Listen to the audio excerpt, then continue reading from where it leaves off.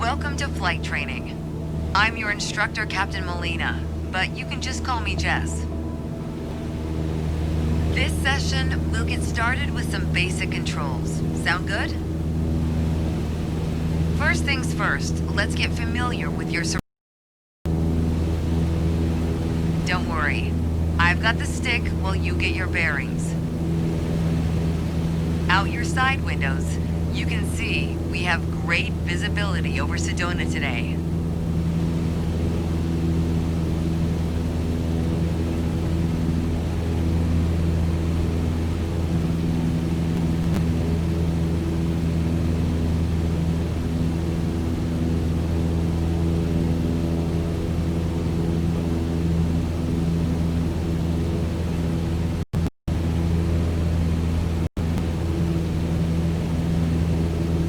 Out your side windows, you can see we have great visibility over Sedona today.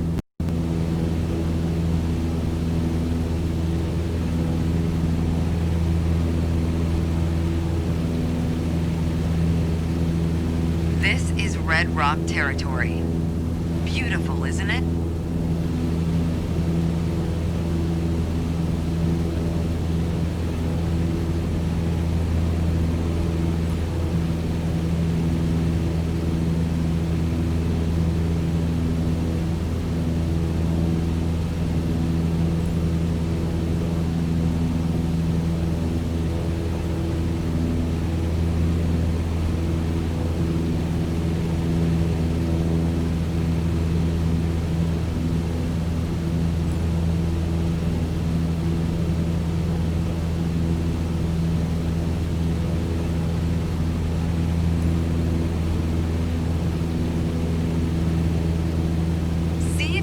Spot the Sedona Airport. The runway should be a pretty easy landmark to find.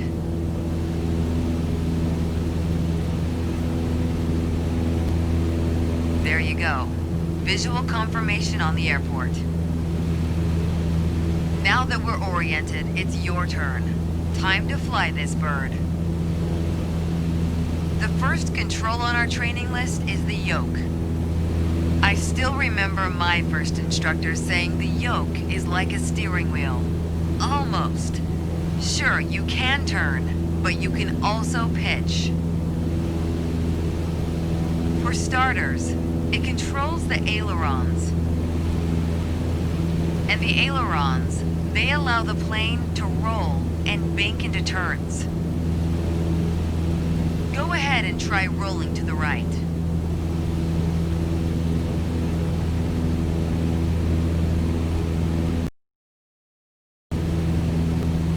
Nice. Now let's see you level back out.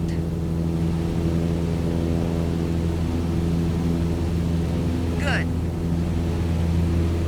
Of course, the yoke also controls the elevator. And the elevator affects the plane's pitch, right? Pull back on the stick, the plane starts to climb. Give it a shot.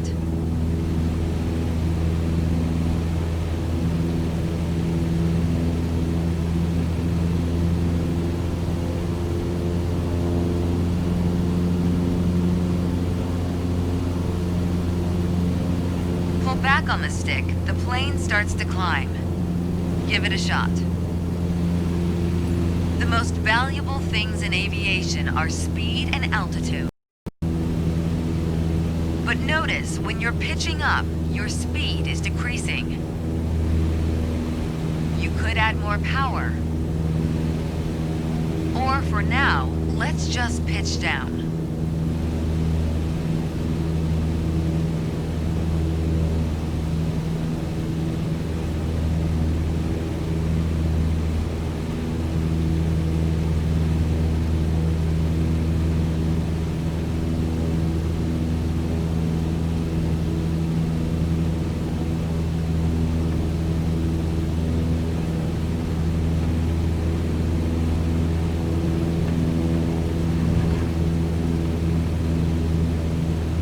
Just like that, your speed's picking up again as the nose pitches down. As you level back out, let's talk about another control, the rudders at your feet. pedals control the aircraft's side-to-side movement, also known as yaw. On the ground, those pedals are going to steer the plane left or right. Up here, they properly align us during turns. Try them out and watch the plane's nose skew to either side. Simple enough, right? Before we go on, let's bring the plane back to straight-up flight. Make sure your dashboard is aligned 3 to 4 inches below the horizon for a cruise attitude.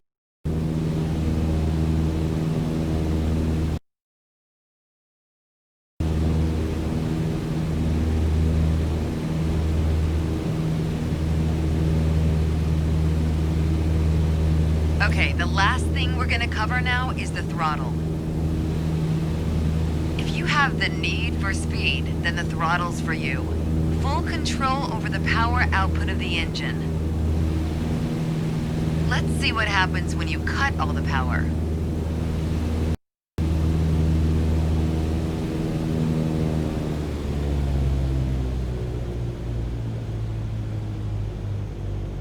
Surprise, surprise, our altitude is decreasing. This might be a good time for a piloting PSA. Always keep an eye on your surroundings, because nobody likes a low-flying duck. Alright, let's go ahead and throttle back up.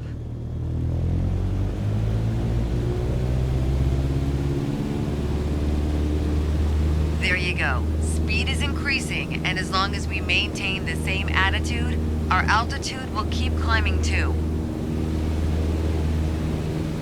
You're really getting the hang of your controls. Before long, you won't even need a co-pilot. Until then, if you want help with the radio or checklists or simply flying the plane, I'll be here. You can pass me the controls when you're ready to finish your session, or keep flying. It is a great day after all.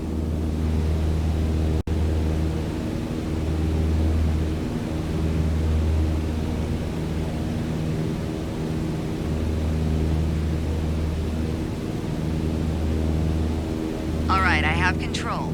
Good job.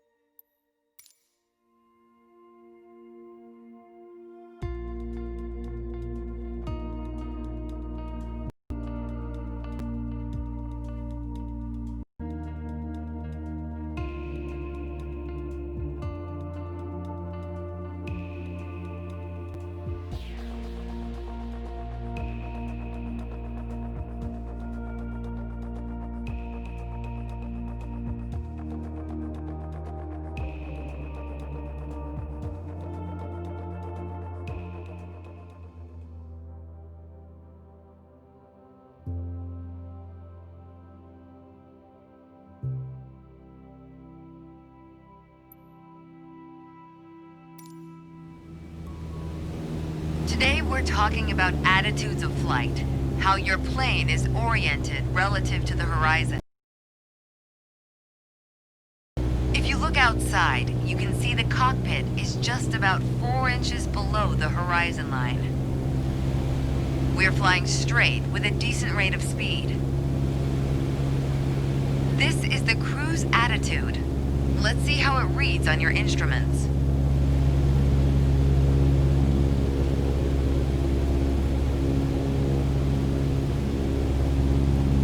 Take a look at the attitude indicator. As the name implies, it shows your current attitude. The white line is the horizon, with the sky above and the ground below. That orange element in the middle, aligned with the horizon, that's your plane. Just like we saw outside, our current attitude reads pretty much straight and level.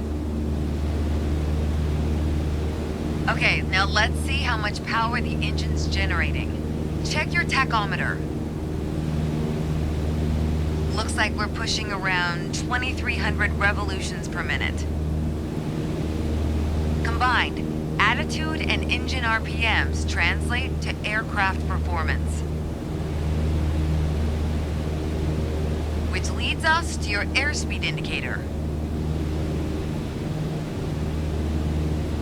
Now, last but not least, check your altimeter.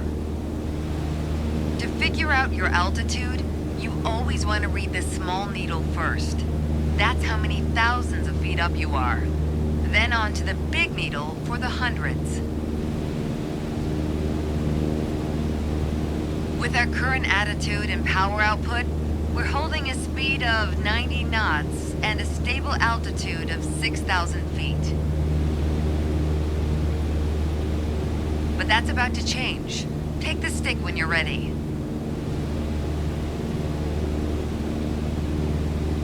Pull back slightly on the yoke to raise the nose just above the horizon line. About 2 inches. Make sure you don't pitch up too much, or the angle will be too steep to create lift. And without enough lift, we'll stall. Alright, go full throttle and start climbing.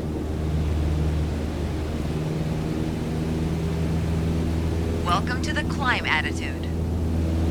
See how it shows up on your attitude indicator and tachometer? According to your altimeter, we're gaining altitude. But we're losing airspeed even at full throttle, proving you can't avoid basic physics while making a climb. Okay, before we go on, let's get back to a cruise attitude. Ease up on the yoke and aim your nose just below the horizon. Then throttle back down to 2,300 RPMs.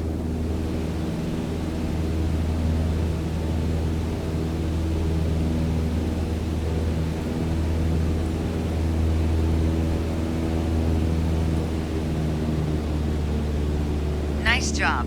We're now set up with the same attitude and power we had at the top of our lesson. Next up is the descent attitude. Start by reducing your RPMs to 1,800. Then drop the plane's nose a bit further below the horizon.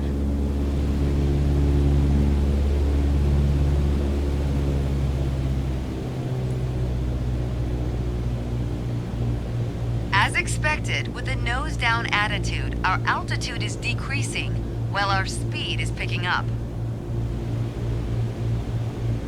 Why don't you get us back to a cruise attitude, and we'll hit the last part of our lesson.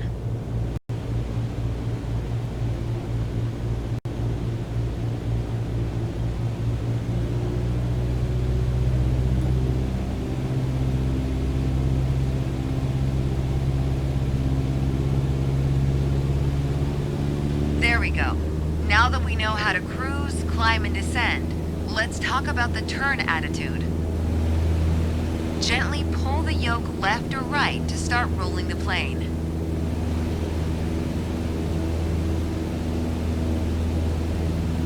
If you take a look outside, you can see how our attitude's changed, but you can also check your instruments for the details.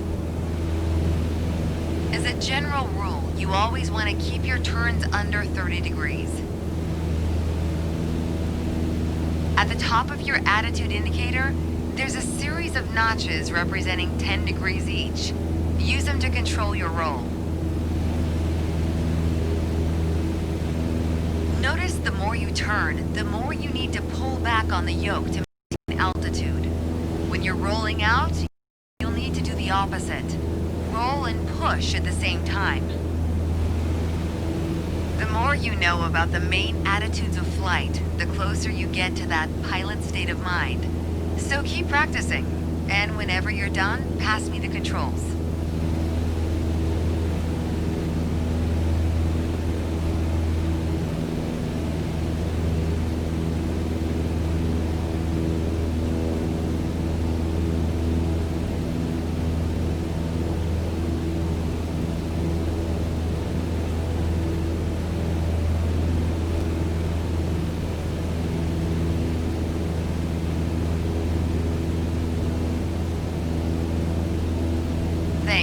You've got control now. Well done.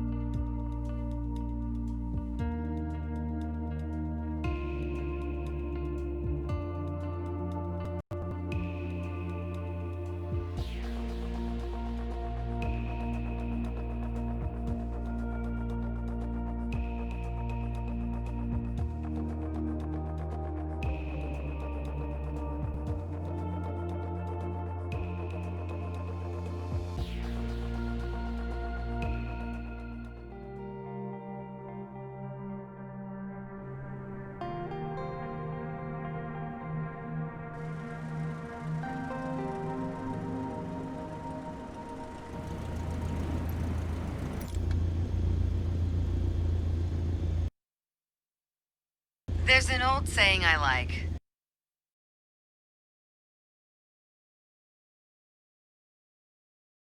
Will take you anywhere. Taking off isn't hard, but there are a few key points to remember. First, we always take off into the wind, which won't be an issue on a calm day like today. Second, before we enter a runway, we always make sure it's clear.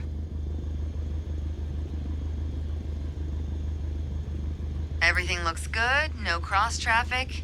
Go ahead and taxi into position. The rudder pedals should make steering the plane pretty easy.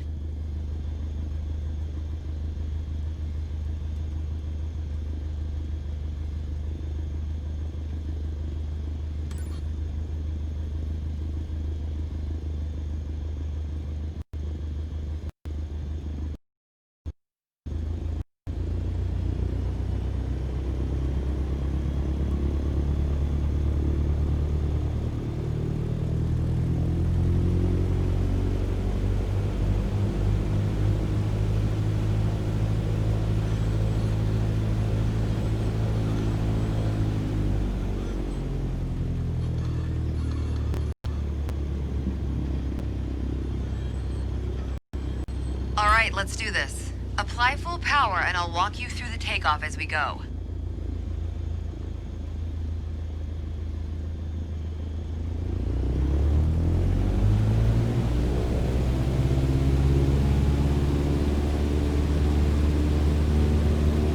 Use your rudders to stay on the center line and keep pushing power until you reach 55 knots.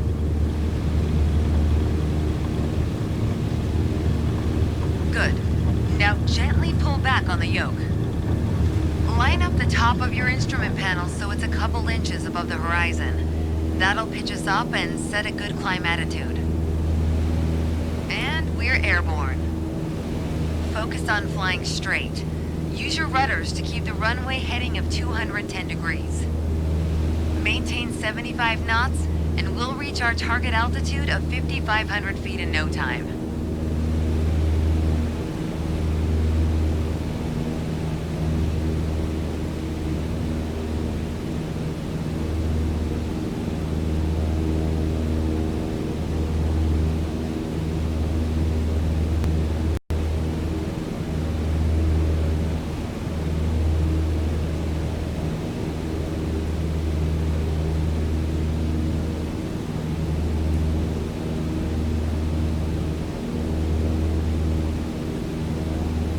Ah, 5,500 feet. A nice, safe altitude for part 2 of our lesson. Straight and level flight. First step here is adjusting our attitude. We're in a cruise attitude, pushing max power. To stay level at our target altitude, let's start by easing the throttle back to 1,800 RPMs. Probably noticed, to maintain altitude, you need to pitch the nose up. You could just keep pulling on the yoke to hold steady, but that's not really a precise means of control. probably better to adjust your trim wheel until you don't need to push or pull on the yoke. Drag the trim down when you need to set the nose up. Drag to set the nose down. Try adding trim to keep us at 5,500 feet without increasing throttle. If you're pitch slipping and need to get back to the proper attitude, don't worry. Just pull on the yoke, then dial in the right trim.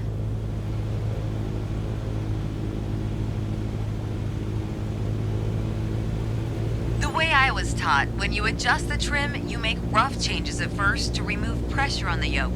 Then small adjustments to find the perfect setting to keep your desired attitude.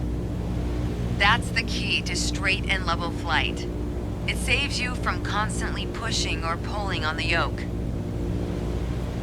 And that gives you more time to enjoy the ride. If you want more practice using the trim, go for it. Whenever you're ready to pass the controls, I'll be here.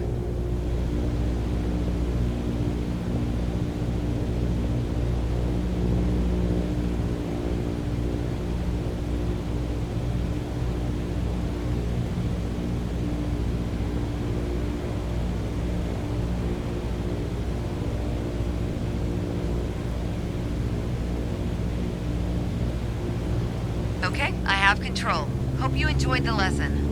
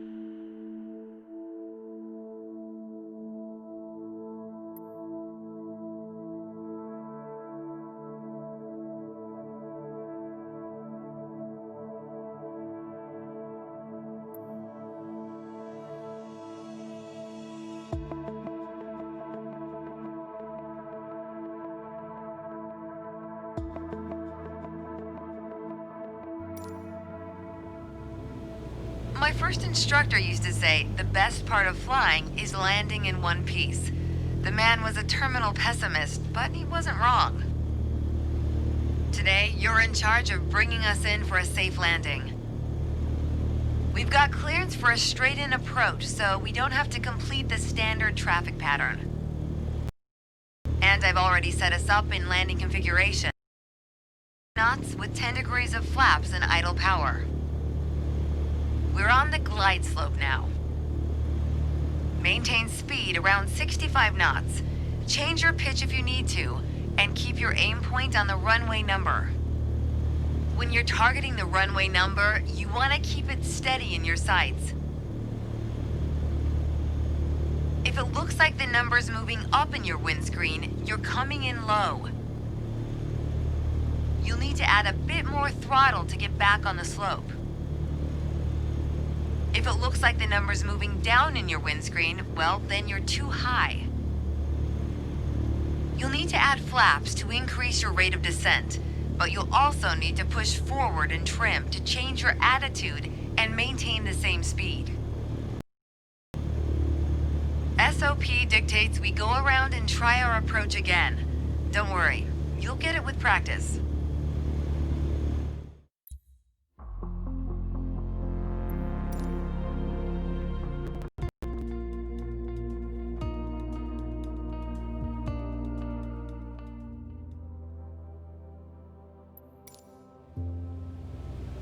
My first instructor used to say, the best part of flying is landing in one piece. The man was a terminal pessimist, but he wasn't wrong. Today, you're in charge of bringing us in for a safe landing. We've got clearance for a straight-in approach, so we don't have to complete the standard traffic pattern. And I've already set us up in landing configuration at 65 knots with 10 degrees of flaps and idle power. We're on the glide slope now. Maintain speed around 65 knots. Change your pitch if you need to, and keep your aim point on the runway number. When you're targeting the runway number, you want to keep it steady in your sights. If it looks like the number's moving up in your windscreen, you're coming in low. You'll need to add a bit more throttle to get back on the slope. If it looks like the number's moving down in your windscreen, well, then you're too high. You'll need to add flaps to increase your rate of descent, but you'll also need to push forward and trim to change your attitude and maintain the same speed.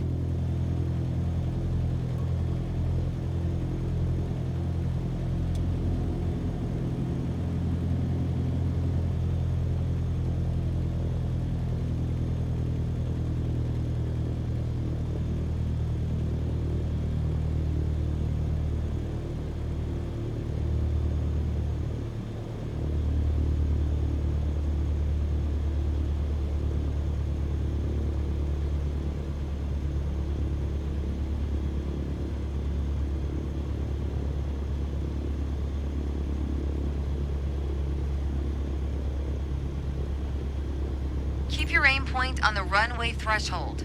When you're 10 feet above the runway, it's time to flare. Once we pass the threshold, shift your aim point to the end of the runway. Then, pull back slightly on the yoke to aim the nose just above it.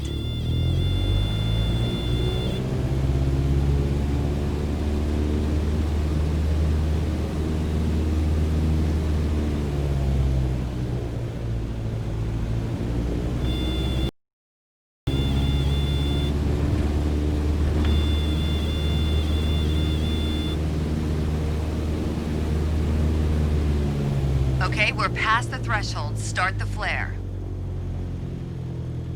Keep pulling back slowly.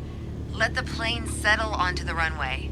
Don't push it down, but don't let it start climbing. Nice. Now apply the brakes to slow us down and bring the plane to a stop.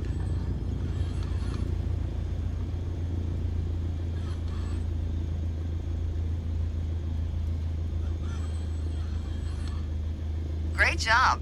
As they say, any landing you can walk away from is a good landing. But if you can use the plane the next day, it's outstanding. Landings can be hard, even for seasoned pilots. Trust me, don't hesitate to practice. After all, that's what we're here for, right?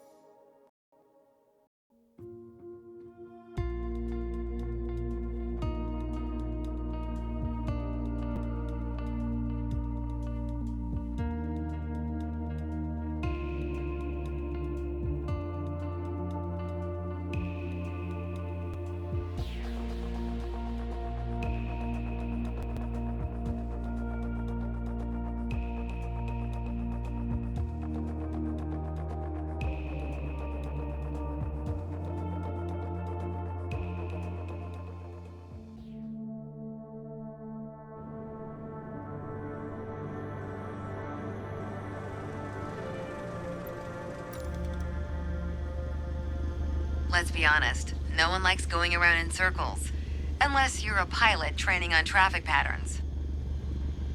Sedona's standard traffic pattern follows a 1,000-foot altitude around the main runway. By the time we're through here, you'll know how to complete the full run from takeoff to landing. So let's get started.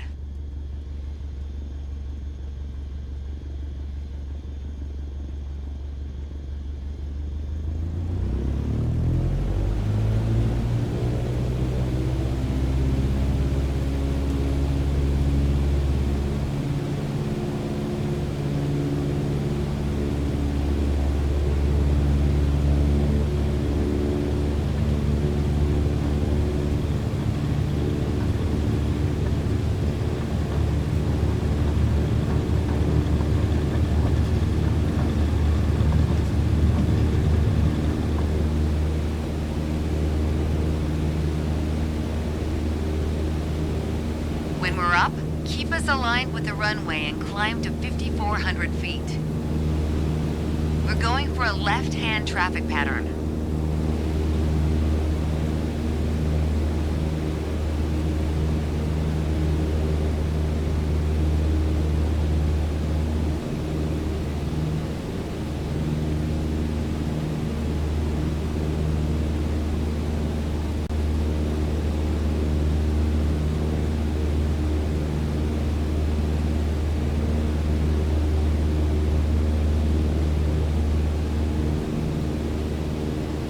Once we reach altitude, you're gonna start turning left 90 degrees toward a 122-degree heading.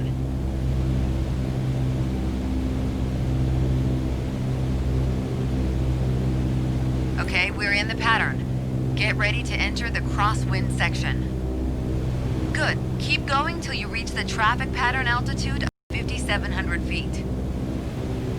Ready to make your left turn downwind? When the runway appears at the halfway point of your wing strut, you'll know you're at a good glide distance.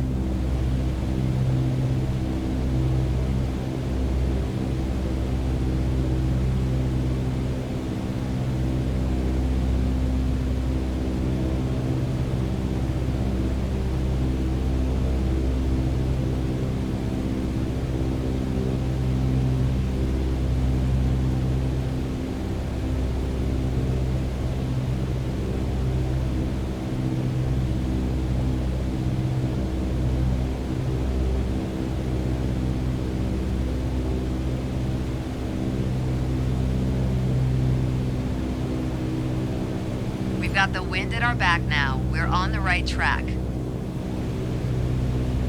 Lower your nose to a cruise attitude and reduce power to 2,100 RPMs. Once your speed is in the white arc, add 10 degrees of flaps to prep us for landing. Now's not a bad time to check if the runway is looking good. And it probably goes without saying, always watch out for other planes entering or exiting the pattern.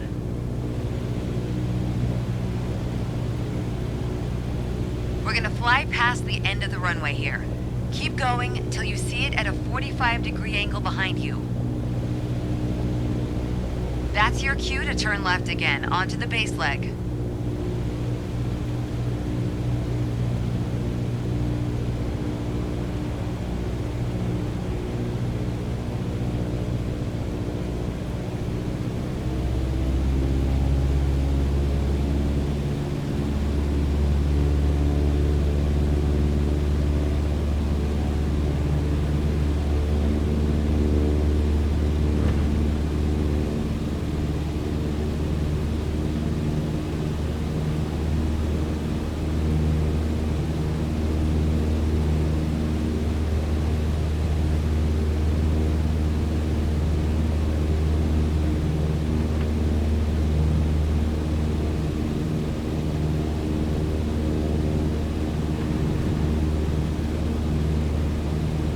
Alright, reduce power to idle to start losing altitude and maintain cruise attitude.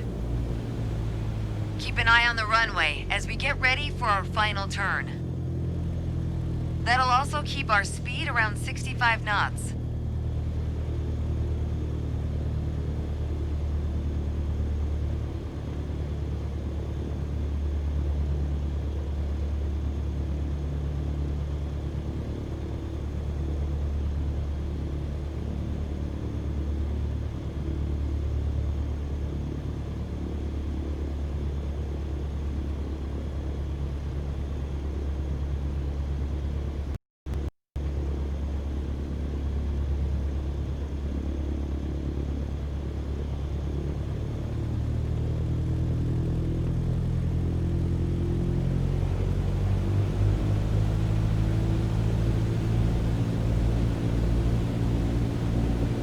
There we go. The runway's in full view.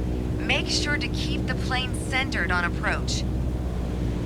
If you're too high, add flaps. Too low, add power to maintain the glide path.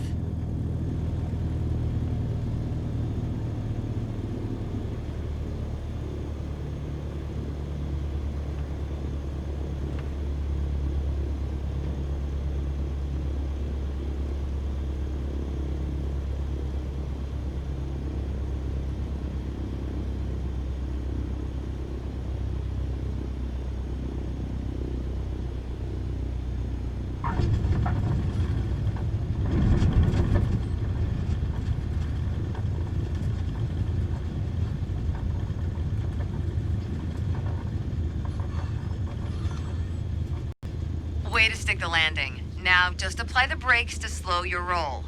And make sure you don't stop on the runway, of course. If other planes are looking to land, we've got to move. Take one of the taxiways on the right.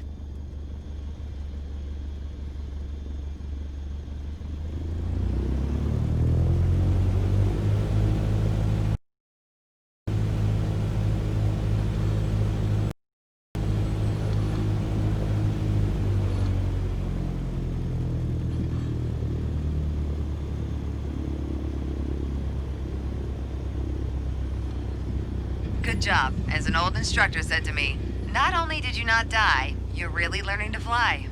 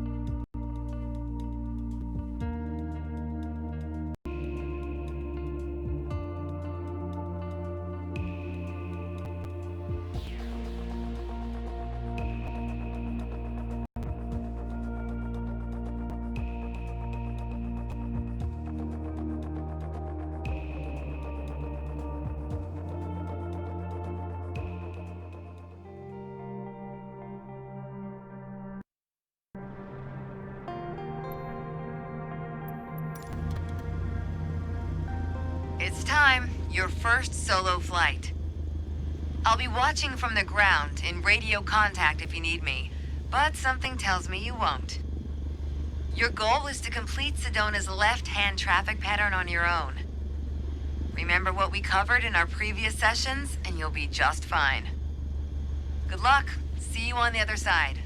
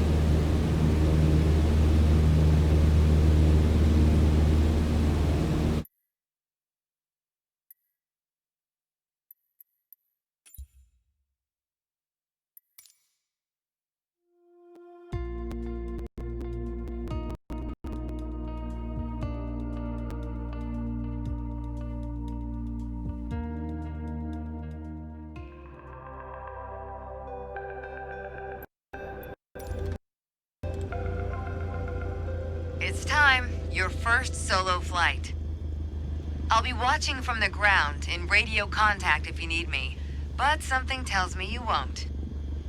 Your goal is to complete Sedona's left-hand traffic pattern on your own. Remember what we covered in our previous sessions, and you'll be just fine. Good luck. See you on the other side.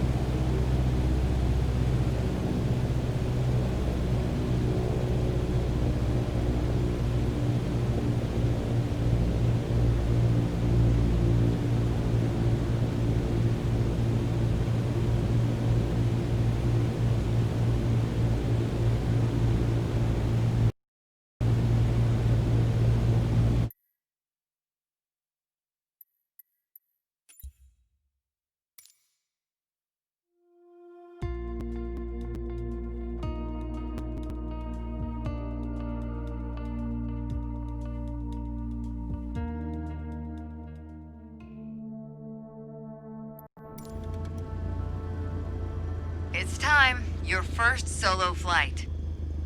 I'll be watching from the ground in radio contact if you need me, but something tells me you won't. Your goal is to complete Sedona's left-hand traffic pattern on your own. Remember what we covered in our previous sessions, and you'll be just fine. Good luck. See you on the other side.